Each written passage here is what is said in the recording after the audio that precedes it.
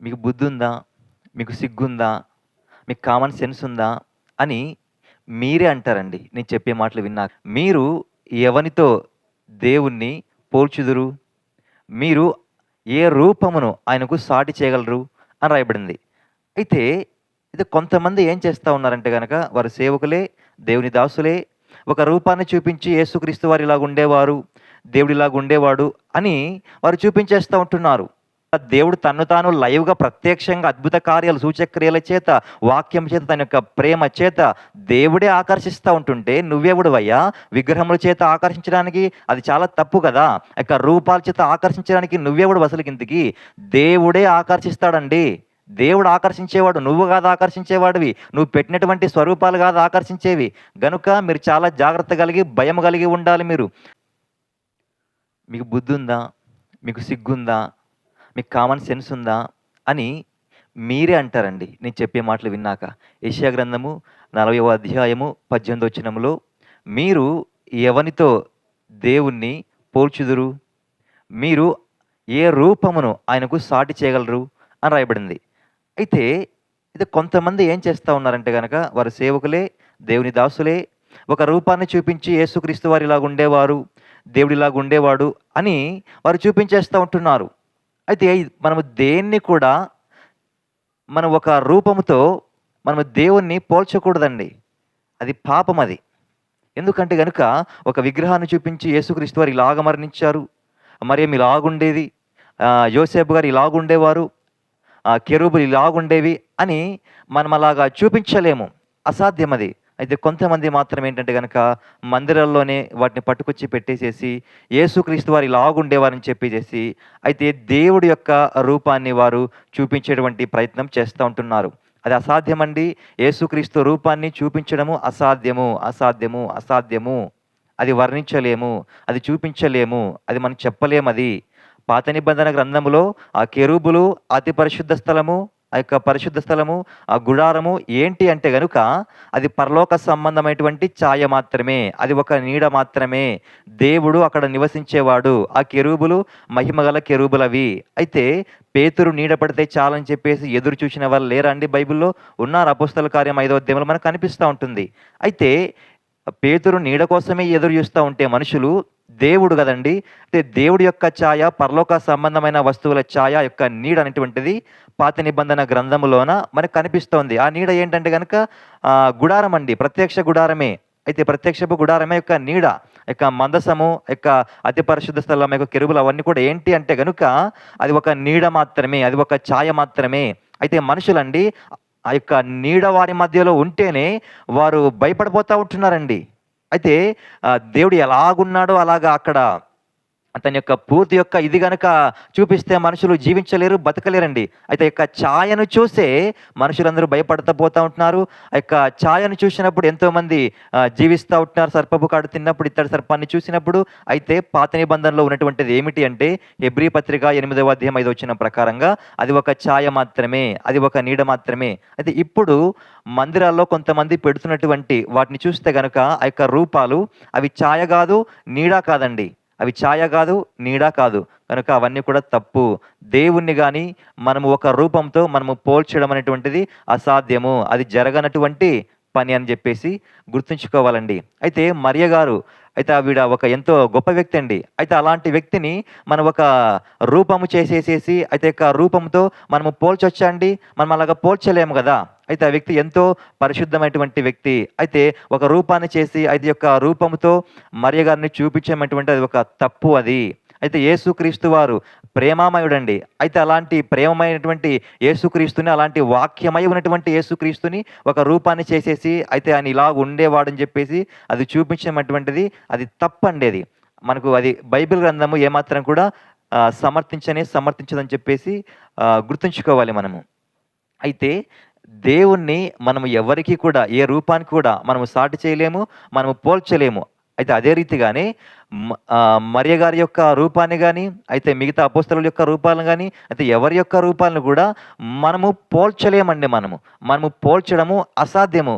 115వ కీర్తనలోన మనకు దేవుని యొక్క వాక్యం సెలవిస్తా ఉంటుంది గదా! అయితే విగ్రహములు ఏంటంటే అండి, స్టాచ్యూస్ అయితే అవి ఏవైతే ఉంటున్నాయో అది యొక్క రూపాలు అయితే అవి నడవవి, అయితే అవి పలుకవు, అయితే అవి ఏమి కూడా అవి చేయవని వాక్యం మనకు సెలవిస్తా ఉంది. గనుక అండి అయితే ఏ రూపాన్ని కూడా మనము సాటి చేయడానికి వీలు లేదు. వీరు అపోస్తలులాగా వీరు ఉన్నారు, వీరు ఇలాగుండేవారు, అలాగుండేవారు అని చెప్పేసి అలాగా సాటి చేయడానికి వీలు లేదండి. అయితే కొంతమంది ఏమంటారంటే గనుక, మేము వీటిని జ్ఞాపకాల కోసం పెట్టుకున్నాము. ఇవి ఇవి శిలాఖండాలని చెప్పేసి అంటా ఉంటారు. ఇవి శిల్పాలు, ఇవి కళాఖండాలని చెప్పేసి అంటా ఉంటారు. అయితే జ్ఞాపకాలైతే గనక నీ ఇంట్లో పోయి నువ్వు పెట్టుకోవాలి అంతే కదా! అయితే దేవుని మందిరం అనేటువంటిది మ్యూజియం కాదండి, ప్రదర్శనశాల అంతకంటే కాదండి. దేవుడు నివసించేటువంటి స్థలం అది. కనుక నీకు జ్ఞాపకాలే కావాలనుకుంటే గనక విగ్రహాలన్నీ పట్టుకెళ్ళి నీ ఇంట్లో నువ్వు పెట్టేసుకో. అంతేగాని అది దేవుని మందిరాన్ని ఇష్టం వచ్చినట్టుగా వాడడానికి వీలు లేదని మనకు దేవుని యొక్క వాక్యము సెలవిస్తూ ఉంటుంది. ప్రేమైనటువంటి దేవుని వారలారా, గనుక దేవుని మందిరమును దేవుని మందిరముగానే ఉంచుదాం మనం. అంతేగాని మన యొక్క ఆలోచనలని, మన యొక్క తలంపులన్నీ కూడా మందిరం మీద రుద్ది, మా జ్ఞాపకాల కోసం ఇలా పెట్టామని చెప్పేసి అలా చెప్పడానికి ఏమాత్రం కూడా వీలు లేదుగాక లేదండి. ఎందుకంటే గనక అపోస్తలులందరూ కూడా సువార్త పరిచిన వారు ఏ రీతిగా చేశారండి? వారందరూ కూడా వారందరూ ఏమైనా జ్ఞాపకాలు ఏమైనా పట్టుకొని వెళ్ళారా? ఏం లేదు కదా! దేవుడే వారి వెంట ఉండి, దేవుడే వారికి తోడై ఉండి, వారి మధ్యలో ఉండి, వారితో ఉండి గొప్ప కార్యాలను కూడా చేసుకుంటూ వచ్చాడండి. దేవుడంటేనే జీవము గల దేవుడు. దేవుడంటేనే సజీవుడాయన. అయితే ఆయన ఆశ్చర్యకార్యాలు జరిగించేటువంటి దేవుడు. దేవుడు ఉన్నవాడాయన. ఆయన కార్యాలను జరిగించేటువంటి దేవుడు. అయితే ఆయన ప్రతి కాలములో కూడా ఇప్పటి కాలంలో ముఖ్యంగా ఆయన ప్రత్యక్షమైనటువంటి దేవుడాయన. ఆ వాక్యమైనటువంటి దేవుడు అన్ని కాలాల్లో ప్రత్యక్షమైనటువంటి దేవుడాయన. అయితే అట్లాంటి దేవుడు తను తాను లైవ్‌గా ఆయన కనపరుచుకోవడానికి ఇష్టపడతాడు గానీ, ఒక రూపం ద్వారా ఆయన కనపరుచుకోవడానికి ఇష్టపడేటువంటి వ్యక్తి కానే కాదని చెప్పేసి మీరు గుర్తుంచుకోవాలండి. దేవుడే లైవ్‌గా మనం ఆయన యొక్క ప్రత్యక్షతను, ఆయన యొక్క ప్రసన్నత మనం అనుభవిస్తా ఉంటే, ఇక రూపాలతో మనకేం పనుందండి? రూపాలతో మనకి ఇక పని లేదు కదా! దేవుడే ప్రత్యక్షంగా తను తాను కనపరుచుకోవడానికి ఆయన ఇష్టపడుతుంటే, దేవుడు తన మహిమను చూపించడానికి ఆయన ఇష్టపడతా ఉంటే, దేవుడే మన కోసం ప్రాణం పెట్టింది ఇంకెందుకండి? దేవుడు రక్తం ఖర్చింది ఇంకెందుకండి? రూపాల ద్వారా మనం ఇలాగా ఉన్నాడు యేసుక్రీస్తు వారు, ఇలాగా మరియ ఉండేది, ఇలాగా పౌలు గారు ఉండేవారని చెప్పేసి రూపాల ద్వారా మనం ఇలాగ చెప్పుకుంటూ పోతే గనక, దేవుడు ఇంకా జీవము కలిగి ఉండే దేనికండి ఇంకా? దేవుడు జీవము కలిగి ఉండేది ఇంకా దేనికున్నాడు ఇంకా ఆయన? దేవుడు కార్యాలు జరిగించే కాదా దేవుడు ఉండేది? కనుక ప్రియమైనటువంటి దేవుని వారలారా, దేవుడు ఇప్పటి కాలంలో తన యొక్క మహిమను ఆయన కనపరుచుకోవడానికి ఇష్టపడుతున్నటువంటి దేవుడు. అంతేకాని ఏదో కళాఖండాలని చెప్పేసి, శిల్పాలని చెప్పేసేసి అలాగా దేవుడు తను తాను కనపరుచుకునేటువంటి వాడు ఏమాత్రం కూడా కానే కాదండి. దేవుడు ఆత్మ స్వరూపి. దేవుడు ఎవరండి? ఆత్మ స్వరూపి. గనుక ఆ యొక్క ఆత్మను మనము అనుభవించాలి. అంతేగాని మన కళ్ళ ద్వారా ఒక రూపాన్ని చూసేసేసి ఇలాగ ఉండేవాడని చెప్పేసి అది కాదండి. అది చాలా అది తప్పు అది. ఒక రూపాన్ని చూసి మనము కాదు నేర్చుకోవాల్సింది. దేవుడు ఆత్మస్వరూపి. గనుక ఆత్మస్వరూపిని మనం అనుభవించాలి మనము. దేవుడు ఆత్మస్వరూపి. గనుక అలాంటి ఆత్మస్వరూపాన్ని మనం అనుభవించాలి. అంతేగాని మన చేతుల ద్వారా చేసేసేసి ఒక రూపాన్ని, ఇది రూపమండి, ఇది విగ్రహం కాదండి, ఇది జస్ట్ ఇలా జ్ఞాపకాల కోసం పెట్టామంటే కుదరదండి. ఎందుకంటే గనక దేవుడు జ్ఞాపకాల్లో బతికేటువంటి దేవుడు కానే కాదండి. దేవుడు రియాలిటీగా ఉన్నటువంటి దేవుడు. దేవుడు ఒరిజినల్‌గా ఉన్నటువంటి దేవుడు.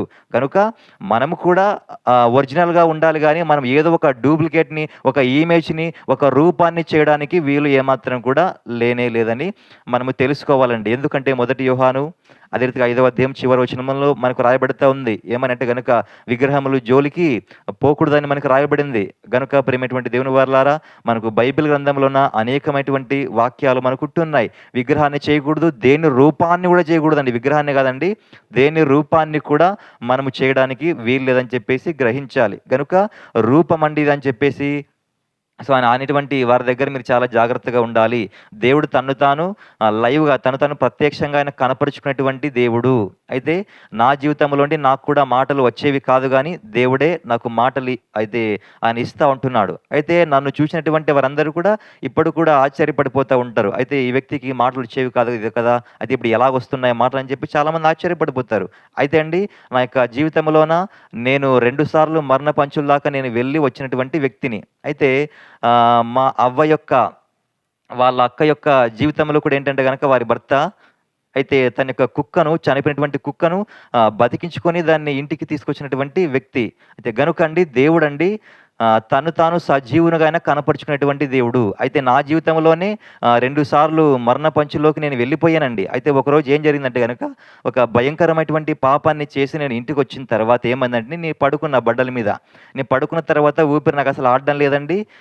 ఊపిరి ఆడకోకుండగా ఆ యొక్క సమయంలో నేనిక మరణించినటువంటి స్థితిలోకి నేనిక వెళ్ళిపోయాను. అయితే వెళ్ళిపోయిన తర్వాత అండి, దేవుడు నన్ను అద్భుతంగా బ్రతికించి ఉంటున్నాడు. గనుక ప్రియమైనటువంటి దేవుని వారలారా, దేవుడు ఇప్పటి కాలములో కూడా దేవుని చిత్తమైతే ఆయన బ్రతికించగల దేవుడు. అయితే నాకు కూడా మాటలు సరిగ్గా వచ్చేటువంటివి కాదు. దేవుడు నాకు కూడా మాటలను ఆయన ఇస్తా వస్తున్నాడు తన యొక్క వాక్యం నిమిత్తమై. గనుక దేవుడు తన్ను తాను లైవ్‌గా ప్రత్యక్షంగా అద్భుత కార్యాలు, సూచక్రియల చేత, వాక్యం చేత, తన యొక్క ప్రేమ చేత దేవుడే ఆకర్షిస్తా ఉంటుంటే నువ్వెవడివయ్యా విగ్రహముల చేత ఆకర్షించడానికి? అది చాలా తప్పు కదా! ఆ యొక్క రూపాల చేత ఆకర్షించడానికి నువ్వెవడివి అసలుకింతకి? దేవుడే ఆకర్షిస్తాడండి. దేవుడు ఆకర్షించేవాడు. నువ్వు కాదు ఆకర్షించేవాడివి. నువ్వు పెట్టినటువంటి స్వరూపాలు కాదు ఆకర్షించేవి. గనుక మీరు చాలా జాగ్రత్త కలిగి, భయం కలిగి ఉండాలి మీరు. గనుక అయితే ప్రియమైనటువంటి దేవుని వారలారా, మనం గమనించాలండి ఈ యొక్క విషయాన్ని. దేవుడు ప్రత్యక్షంగా తన్ను తాను కనపరుచుకునేటువంటి దేవుడు. అంతేకాని ఆయన ఏదో ఒక భ్రమలో బ్రతికేటువంటి దేవుడు కాదండి. ఇది దేవుడు కాదు, కానీ ఇది జ్ఞాపకం అంటారు. ఇది దేవుడు కాదు, ఇది జ్ఞాపకం అంటారు. ఇది దేవుడు కాదు, ఇది స్వరూపం మాత్రమే. దేవుడి యొక్క స్వరూపం మాత్రమే అని చెప్పేసి మరలా అంటారు. గనుక ఇవన్నీ కూడా తప్పుడు మాటలండి. ఇవన్నీ కూడా చెత్త మాటలు. గనుక ఇలాంటి గాలి మాటల్ని మీరు ఎవరు కూడా పట్టించుకోవద్దండి. అయితే గనుక వారి యొక్క విషయమై, అయితే అటువంటి సేవకుల యొక్క విషయమై మీరు చాలా జాగ్రత్త కలిగి ఉండాలి. ఎందుకంటే గనుక దేవుడు తన్ను తాను ప్రత్యక్షంగా లైవ్‌గా దేవుడు కనపరుచుకునేటువంటి దేవుడే. కానీ అయితే తను తాను ఆయన అబద్ధముగా మాయా స్వరూపం చేత, ఆయన భ్రమ చేత ఆయన కనపరుచుకోవాల్సినటువంటి కర్మ యేసుక్రీస్తుకి పట్టలేదు. దేవుడికి తన్ను తాను ఒక భ్రమగా ఒక మాయా స్వరూపము చేత కనపరుచుకోవాల్సినటువంటి దరిద్రము దేవుడికి ఏమాత్రం కూడా పట్టలేదండి. అయితే గనుకండి దేవుడు తన్ను తాను లైవ్‌గా దేవుడు తన్ను తానైనా కనపరుచుకునేటువంటి వ్యక్తి. దేవుడు ఆత్మ స్వరూపి అని దేవుని యొక్క వాక్యము మనకు సెలవిస్తుంది. దేవుడు ప్రేమ స్వరూపి అని మనకు దేవుని యొక్క వాక్యము సెలవిస్తుంది. గనుక ప్రేమని మనం అనుభవించాలండి అంతే. ఇక ప్రేమ స్వరూపాన్ని మనము ప్రేమ స్వరూపాన్ని మనం అనుభవించాలి అంతేక. దేవుడు ఆత్మ స్వరూపాన్ని మనకు వాక్యం సెలవిస్తుంది. గనుక ఆ యొక్క ఆత్మను మనం అనుభవించాలి. పరిశుద్ధాత్మ దేవుని అనుభవించాలి. మనము వాక్యాన్ని మనం అనుభవించాలండి అంతే. అయితే ఒక విగ్రహాన్ని మనం ఇలా పెట్టేసి, ఒక స్వరూపాన్ని ఇలాగ పెట్టేసేసి, అయితే ఇది దేవుడు కాదు కానీ అయితే మేము ఇలాగ పెట్టేసాం జ్ఞాపకార్థం కోసం అని చెప్పేసి అంటూ ఉంటారండి. అయితే నీకు కావాలేమో జ్ఞాపకాలు. దేవుడు తను తాను ప్రతి క్షణము, ప్రతిరోజు కూడా దేవుడు తను తాను లైవ్‌గా ఆయన తన యొక్క ఆత్మ స్వరూపాన్ని మనం అనుభవించినట్లుగా ఆయన మనకు సహాయం చేసేటువంటి దేవుడుగా ఉంటున్నాడు. దేవుడే తన్ను తాను మన మధ్యలో ఉంటానని దేవుడు చెప్పిన తర్వాత అండి, ఎక్కడ 2-3 కూడి నా నామమున ప్రార్థిస్తారో వారి మధ్యన ఉందును అని చెప్పేసి యేసుక్రీస్తు దేవుడే చెప్పిన తర్వాత ఇంకెందుకంటే మరలా మనం ఇంకా ఒక కళాఖండాలు అంట అవన్నీ కూడా. అయితే కళాఖండాల్లో బతకాల్సిన కర్మ మనకేంటి? అటువంటి కళాఖండాల్లో బతకాల్సినటువంటి కర్మ మనకెందుకండి? దేవుడే ప్రత్యక్షంగా మన మధ్యలో ఉండేటువంటి దేవుడు. దేవుడే మన మధ్యలో ఉంటాడండి. అలాంటప్పుడు మనకు ఒక కళాఖండాలు అక్కర్లేదు, శిల్పాలు అక్కర్లేదండి. గనుక దేవుడు నిజమైనటువంటి దేవుడు మన మధ్యలో ఉన్నాడు, మనతో ఉన్నాడు అని చెప్పేసేసి మర్చిపోయి ఏదో ఒక రూపాన్ని చేసి అది జ్ఞాపకం కోసం అంటే ఎలాగవుద్ది చెప్పండి? నీకు ఇక జ్ఞాపకాలు నీకెందుకు? నీకెందుకండి? అయితే ఇక్కడ దేవుడే లేడు అన్నప్పుడు, ఒక వ్యక్తే లేడు అని చెప్పేసి అనుకున్నప్పుడు అప్పుడు కదా జ్ఞాపకాలు అవసరము. దేవుడే ప్రత్యక్షంగా మన మధ్యలో ఉన్నప్పుడు మనకెందుకండి జ్ఞాపకాలిక? మనకెందుకు ఇక జ్ఞాపకాలు? దేవుడు ఇప్పటికీ కూడా అద్భుత కార్యాలని, స్వస్థతల్ని ఆయన ఎన్నెన్నో మనుషులకైనా తను తాను ఆయన కనపరుచుకుంటున్నాడు. దేవుడుగా తను తాను ఆయన కనపరుచుకుంటున్నాడండి. కాబట్టి యొక్క విషయాన్ని మనము గ్రహించాలి. ఈ యొక్క విషయాన్ని మనం గుర్తుంచుకోవాలండి.